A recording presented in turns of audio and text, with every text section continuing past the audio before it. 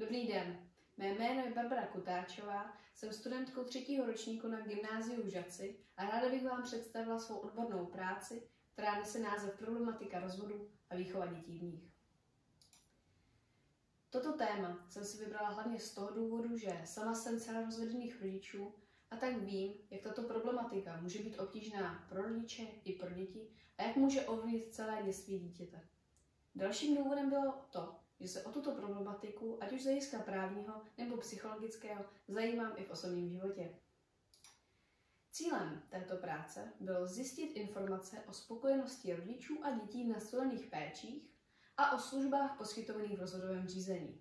Následně jsem tyto informace chtěla distribuovat pomocí informačního letáku. Má práce se dělí na teoretickou a praktickou část. Pro teoretickou část jsem čerpala hlavně z občanského zákoníku a také z odborných knih, které jsem sehnala v lokálních knihovnách. Nejdříve jsem se věnovala pojmu rodina a jeho náležitostem. Poté pojmu manželství, kde jsem popsala jeho vznik a zánik, a jako poslední jsem se věnovala typům péče o děti po rozvodu. Praktická část se dělí na 2 bloky. První blok obsahuje 4 rozhovory s odborníky, kteří se s rozvody setkávají v jejich denní praxi. Těmito odborníky byli psycholog, advokát, výchovný poradce u nás na gymnáziu a zaměstnankyně OSPODu. Cílem těchto rozhovorů bylo objasnit jejich náplň práce a přiblížit, jakou roli v rozvodech hrají. Druhý blok obsahuje analýzu 2 dotazníků, jeden pro rodiče, druhý pro děti. Cílem těchto dotazníků bylo zjistit informace o jejich spokojenosti v nastolených péčích. Po vypracování praktické části jsem shrnula informace, které jsou podle mého úplně nejzásadnější. První informací je rozsah poskytovaných služeb, které mohou být nápomocné pro rodiče nebo pro děti. Dále nejčastěji nastolenou péči, kterou se stala výučná péče matky. Další informace mě ale ze všech překvapila úplně nejvíce.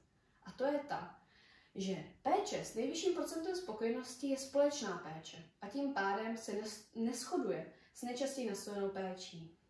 Jako poslední informace je vyhovující délka intervalu střídání. Tato informace se ale týká hlavně střídavé a výlučné péče. Z těchto informací jsem dále vytvořila tento leták a distribuovala jsem ho na místech, kde k němu rodiče a děti mají snadný přístup. To jest v čekárně u praktického lékaře, v Centru pro rodiče v rizikové situaci v Žatci, v Centru Sedmikráska v Žatci, na OSPODu v Žatci a také v mateřské školce, s čím jsem na začátku vůbec nepočítala. Tímto byl cíl práce splněn. Přínosů mé práce je několik, ale za úplně nejzásadnější považuji pomoc rozvedeným rodičům a jejich dětem.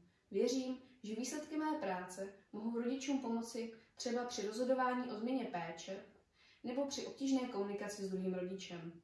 A také dětem při třeba obtížném zvládání rozvodu jejich rodičů.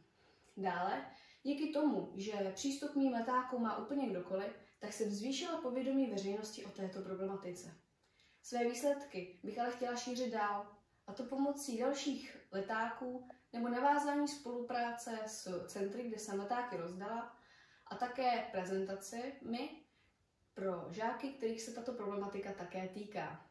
Jako poslední bych se své práce chtěla věnovat také ve svém budoucím studiu, kde bych se ale chtěla zaměřit hlavně na práva a povinnosti dětí.